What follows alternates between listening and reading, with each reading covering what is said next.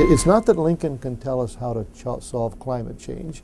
He can't answer the questions of stem cell research.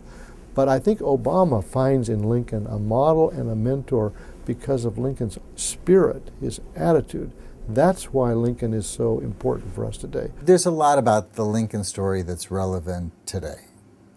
It's both the accomplishments he made, his use of government and presidential power, as well as a very human story. This is a human being who is struggling with his own insecurities, his own vulnerabilities, to become something more than he was at the beginning. Here at the National Museum of American History, we recently opened a new exhibition on Abraham Lincoln, drawing on our really exceptional collection of Lincoln material. So there's items that go from an iron wedge he used to split wood in New Salem, to a coffee cup he left behind at the White House on his way to Ford's Theater. We have two life masks of Abraham Lincoln.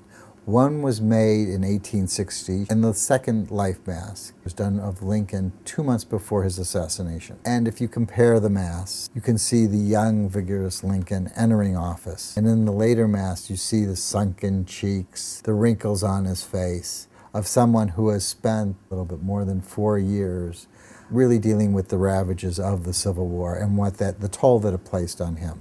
One of the things that I think attracts many people about Lincoln, and certainly me, is his ability to change and grow throughout his life. I do not believe that he entered the White House with the idea that he would emancipate the slaves. His policy that would finally culminate in the Emancipation Proclamation is really something that evolved. I think he tried out a variety of options. He did recognize that it could be short-lived, it could be overturned by a Supreme Court or a future president. So what's often forgotten is how hard he pushed for a 13th Amendment to abolish slavery forever. The story of Lincoln's life, of growing up in a frontier log cabin, and it has this sort of inspiration.